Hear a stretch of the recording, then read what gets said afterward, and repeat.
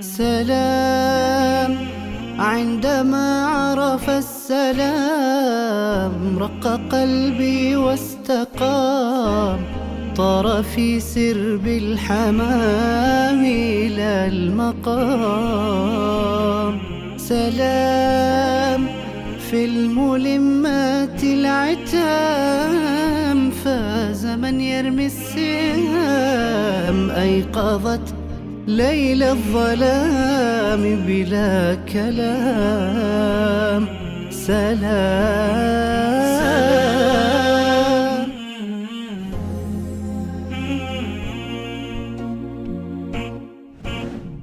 حياكم الله يا أحد. الله يحييك. معاذ قبل شوية احنا جايين قال لي كلمة فيها سبهللة، اذكرها الكلمة دي ايام الحارة ايام بلا الحارة سبهللة. بلا سبهللة. سبهللة هذه من الكلمات العامية الدارجة بين الناس، وهي كلمة عربية فصيحة. والكلمة اللي جاءت فيها كلمة عن عمر رضي الله عنه، يقول: إني لأكره أن أرى الرجل سبهللا، لا في أمر الدنيا ولا في أمر الآخرة. والله سبهللة مرة. أي سبهللة دي طبعا معناها، يعني إيش معنى طيب الرجل سبهللا؟ يعني فارغ، لا هو يعني مشغول بأمر من أمور دنياه، ولا هو مشغول بأمر من أمور الآخرة. والصحابة رضوان الله عليهم كانوا يكرهون هذا الفراغ، لأن هذا الفراغ يعني أبو المصائب. الإنسان إذا ما كان مشغول بما ينفع سواء من أمر الدنيا أو من أمر الآخرة، يعني ممكن أن يستجر على نفسه ويلات كثيرة. هم يقولون الفراغ قاتل، يعني يؤدي به إلى الهلاك سواء في الدنيا أو دينه. لذلك الله سبحانه وتعالى أمر النبي صلى الله عليه وسلم في سورة الشرح، سورة العطايا العظيمة الكبيرة، سورة التيسير والبركة والخير. قال الله سبحانه وتعالى للنبي صلى الله عليه وسلم: فإذا فرغت فانصب وإلى ربك فارغب. فإذا كان النبي صلى الله عليه وسلم يأمره الله جل وعلا: إذا فرغت يا محمد انصب في طاعة الله. وذلك يقول النبي صلى الله عليه وسلم كذلك: واغتنم فراغك قبل شغلك. يعني أنت اليوم تراك فارغ أو تجد وقت فيه فراغ، ترى بكرة بديك أشغال كثيرة تشغلك عن هذا الفراغ. ولذلك هذا الفراغ يعني الصحابة رضوان الله عليهم من أجل هذا كانوا يكرهون أن يرون الواحد يعني ليس مشغولا لا في شيء ينفع، لا في دين ولا في دنيا. أيضا النبي صلى الله عليه وسلم بما أنك ذكرت موضوع الفراغ، الحديث المعروف قال: نعمتان مغبون فيهما كثير من الناس، الصحة والفراغ. لما تفكر ترى نعمة الفراغ اللي أنت تعيشه. نعم. النبي صلى الله عليه وسلم يقول نعمتان، يعني نعمة هو. احمد الله عز وجل على هذا الفراغ. يعني لما تستشعر مثلا حال الذين قضى الله عز وجل يعني عليهم الأمر فخرجوا من هذه الدنيا وحالهم في القبور، يتمنون تسبيحة، يتمنون تهليلة، يثقلون بها هذا الميزان، وأنت في هذه الدنيا تتنفس يعني وتعيش هذا الفراغ. أكثر من ذكر الله، أكثر من تسبيح الله، لأنه هذه النعمة في يوم من الأيام لو انشغلت تقول ليتني استغليت أيام الفراغ. صحيح. نعمتان مغبون فيهما كثير من الناس، الصحة والفراغ. والنبي صلى الله عليه وسلم حتى يوم القيامة يسأل المرء عن عمره فيما أفناه. تعال عمرك 40 50 60 سنة ستسأل عن كل لحظة. صحيح.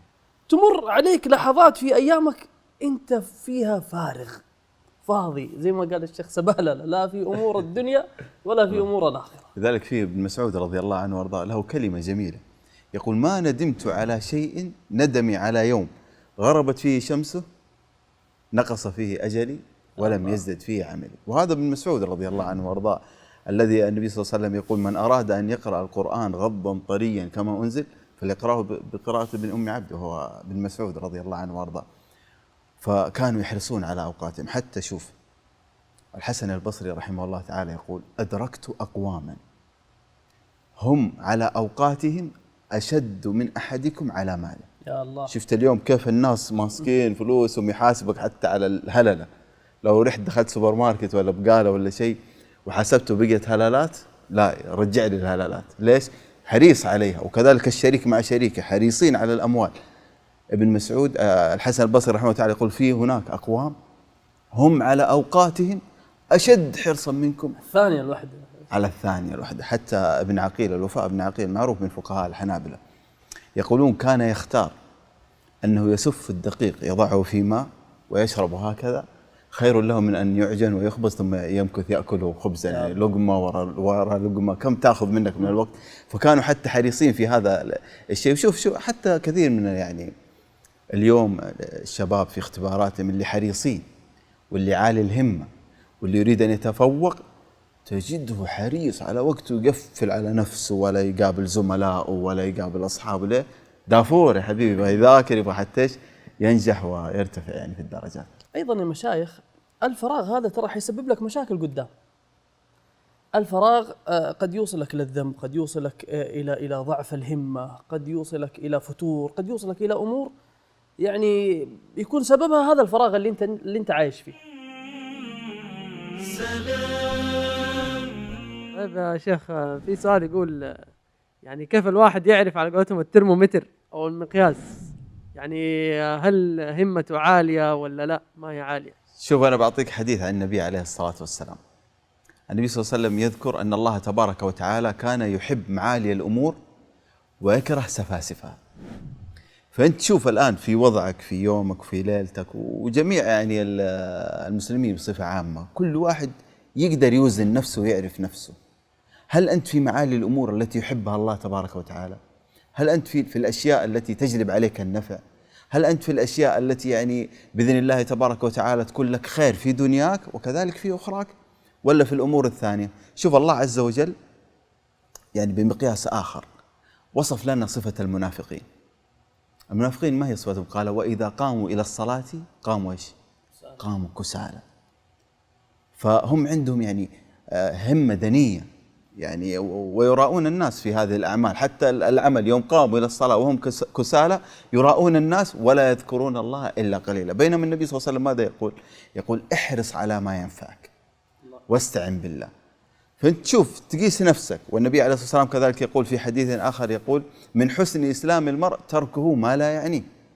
فأنت دائما تسير في الأشياء اللي تعنيك، الأشياء اللي تنفعك، حريص على الأشياء اللي ترقيك. يا أخي حتى في أمور دنياك، يعني مثلا تخرجت من الثانوية، أنت شوف نفسك إذا بدأت والله تفكر إني والله أنا بخش في الجامعة وبكمل دراستي، معناته ما شاء الله أنت في معالي الأمور، معناته ميزان جدا جميل ووضعك في السليم زي ما يقولون.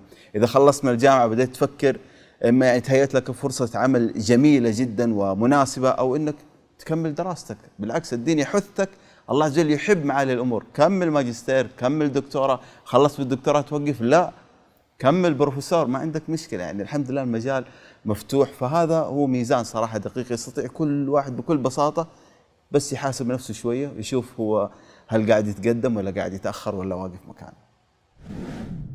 أيضا يا شيخ عبد الله، من المؤشرات التي تدل على دنو الهمة كثرة الذنوب. أنا بضرب لكم مثال. إنسان معاه كيس وشايل فيه مثلا أغراض وزنها 2 كيلو وجالس يجري، وواحد شايل كيس فيه 5 كيلو والثالث فيه 10 كيلو، يستوون في الجري؟ واللي معاه 20 كيلو يستوون في الجري؟ مستحيل. واللي معاه 30 كيلو تحصله واقف في مكانه. ترى الذنوب هذه تقعدك، توقفك وأنت في سيرك وأنت في همتك. كل ما كثرت الذنوب تخلي سيرك إيش؟ مثل الأحمال والأغلال. يا سلام عليك. ترى الذنوب هذه حمل، والقيود كذلك. الله عز وجل يقول قد أفلح من زكاها وقد خاب من دساها. النبي صلى الله عليه وسلم يقول تعرض الفتن على القلوب كالحصير عودا عودا، فأي قلب أشربها نكتت فيه نكتة سوداء، وأي قلب أنكرها نكت فيه نكتة بيضاء. كم من إنسان اللي منعوا أنه يروح الصف الأول، شوف عالي الهمة تحصلوا في الصف الأول، اللي منعوا يروح الصف الأول ذنوبه. اللي يجي مثلا دائما على الركعة الأخيرة، ترى الهمة عندك ناقصة. ليش؟ لعله فيه ذنوب. أي عمل كذا تحس إنه فيه، سواء عمل دنيوي أو عمل أخروي، ترى أثره في الذنوب. كما قال أبو الدرداء إني أرى أثر خطيئتي في خلق زوجتي ودابتي، يعني تشوف حتى في حياتك، حتى في سيرك إلى الله سبحانه وتعالى. في فائدة جميلة يا شيخ عبد الله قرأتها عن ابن مسعود أو عن الحسن البصري، هي عن الاثنين بروايات مختلفة، لكن معناها أنه جاء رجل وسأل الإمام قال: إني أعد العدة وأضع الإناء، إناء الوضوء، قبل أن أنام في الليل، ثم أنام أريد أن أقوم الليل وأتوضأ وأصلي لله عز وجل. نعم. يقول: فما يوقظني إلا صلاة الفجر. يا الله. فقال له: قيدتك ذنوبك. الله المستعان. ولعل كذلك شيخ عبد الله برضه الآية الأخرى، يعني وأعظم ما يكون فيه علو الهمة أن الإنسان نشيط فيما يحب الله جل وعلا. إحنا خلقنا لغاية واضحة ومعروفة. أعلى ما تكون في علو همة في أمور الدنيا مطلوب، وحتى الناجحين في أمور الدنيا ترى ما فازوا بها إلا بهمم عالية وبذل وتضحية وعرق. وفي علو همة هو الأعلى وهو الأعظم وهو الأجل وهو الأكبر، علو الهمة في مرضات الله. أعظم ما يعوق منه زي ما ذكرت مسألة، يعني أحيانا ذنب واحد يعوق الإنسان عن خير كثير مما يحبه الله. حتى قال الله جل وعلا، يعني هذه تعتبر من الآيات الصريحة في الموضوع: كره الله انبعاثهم فثبطهم. تلقاه يعني كسول متثبط، يا لله يتحرك فيما يحب الله، بل وقيل اقعدوا، يعني شيء مخيف. ومن الأشياء كذلك والمؤشرات اللي تدل على يعني على دنو الهمة، إنه تجد الواحد هامشي، تجده يعني ليس رقما صعبا. يا الله. تلقاه يعني يقبل بأنه يعني يكون يعني ليس له ذاك الشأن، في مؤخرة الركب عادي. أي ما عنده أي مشكلة. وذلك يقول لك إيش: ومن يتهيب صعود الجبال يعيش أبد الدهر بين الحفر. في حديث ثوبان، حديث عظيم عجيب ومن دلائل النبوة. النبي صلى الله عليه وسلم كأنه بيننا الآن. قال النبي صلى الله عليه وسلم: يوشك أن تداعى عليكم الأمم كما تداعى الأكلة على قصعتها. قالوا: ومن قلة نحن يومئذ يا رسول الله؟ قال: بل أنتم كثير مليارين، ولكنكم غثاء كغثاء الصين، ينزع الله المهابة من قلوب أعدائكم ويقذف في قلوبكم الوهن. ما الذي يجعل يعني هذا الإنسان من الغثاء؟ الوهن، يقول النبي صلى الله عليه وسلم. طيب ما هو الوهن يا رسول الله؟ قال: حب الدنيا وكراهية الموت. طيب ما نحب الدنيا؟ لا، هذه فطرة أنك تحب هذه الحياة، لكن حب الدنيا بمعنى تقديم شهوات الدنيا وملذاتها على مراد الله سبحانه وتعالى وعلى محبوبات الله جل وعلا. فهذا يدل ويعطي مؤشر إن الهمة هنا تحتاج إلى معالجة، تحتاج إلى تنشيط، تحتاج إلى تحفيز، تحتاج إلى حياة تجعل هذه الهمة حاضرة في القلب، فيصبح الإنسان له حضور، له أثر، له عمل. زي البيت اللي يقولوا شوقي، ايش يقول؟ يقولون مرة وهذا الأثر، يقولون مرة وهذا الأثر. نسأل الله جل وعلا يجعلنا ممن يعني لهم هذه الآثار الطيبة التي تشهد الإنسان حتى بعد موته. كيف الشخص يعني يقدر يقوي همته حرفيا؟ شوف حبيبي عبد الرحمن، من أعظم الأمور التي ترفع الهمة وتزيد الهمة عند الإنسان أنه يتعلق بالله سبحانه وتعالى ويعرف الله تبارك وتعالى بأسمائه وصفاته. يعني لو أخذنا اسم من أسماء الله عز وجل، المتعال، إيش معنى هذا الاسم؟ المتعال هو الذي تعالى عن كل نقص، عن كل عيب. يقول الله تبارك وتعالى: عالم الغيب والشهادة الكبير المتعال. هو الكبير ويحب أن يراك كبير في همتك، كبير في عبادتك. هو المتعال ويحب أن تتعالى أنت كمان عن النقص، تتعالى عن الوهن، تتعالى عن ضعف الهمة، تتعالى عن كل ما يؤخرك عن الله عز وجل. ومن أجمل الكلمات يا أبو سلمان كذلك يا عبد الرحمن على موضوع كيف أخلي همتي محلقة، كيف يعني أصبح لي نفس تواقة. إبراهيم الحربي له كلمة يقول: أجمع عقلاء كل أمة، كل العقلاء على وجه الأرض، على أن النعيم لا يدرك بالنعيم. الله. تبى تصير من أهل النعيم إذا عشت في الترف ولا يعني الهامش، لن تصل إلى هذا النعيم. وعلى أن من أراد الراحة فليترك الراحة. ولذلك عمر رضي الله عنه كان يقول الراحة للرجال غفلة. الذي يريد أنه يصل إلى المنازل العالية سواء في أمور الدنيا أو في أمور الآخرة لابد أن تكون له همة حية، همة حاضرة، نفس تأبى بالمكاسب البسيطة واليسيرة والسهلة، بل تجدها دائما تنظر إلى المطامح العالية وتسعى إليها وتبذل من أجله. ومن أعظم ما يعين على ذلك صحبة أصحاب الهمم العالية. يعني أنا هذا أسميه المحرك العجيب. هذا يعني يجعل من ليس له همة أو همته فيها يعني ضعف كبير إذا أدمن النظر والمعايشة مع أصحاب الهمم العالية يحيون همتك. يقول لك يا جاور السعيد، من جاور السعيد ايش؟ يسعد. والحي يحييك. والحي يحييك. أنت إذا نظرت في سير أصحاب الهمم الكبيرة وأصحاب النفوس العظيمة والشريفة تصيبك عدوى، لأن الطبع سراق، سواء بالمصاحبة إذا وجدتهم في الحياة أو حولك من أصحابك تدرك فيه، عض عليه بالنواجذ. إذا كنت في قوم فصاحب خيارهم ولا تصحب الأرض فتردى مع الردي. وإذا لم تجد هذا المحلق ابحث عنه في الكتب، في التاريخ، في السير، في التراجم، أخبار هؤلاء الأبطال. أعد علي حديثهم يا حادي فحديثهم يجلو الفؤاد الصادي. هذا من أعظم ما يجعل الهمم تحلق وترتفع. أبغى أذكر سبب أخير أختم به، ذكره عمر رضي الله عنه. كان يقول لا تبقوا فارغين فإن الموت يطلبكم. يا الله. الإنسان عندما يتيقن ويعلم أنه ممكن الليلة يكون مع أهل المقابر، ممكن غدا يكون مع أهل المقابر، سيجعل يغتنم كل نفس وكل دقيقة ويحرص.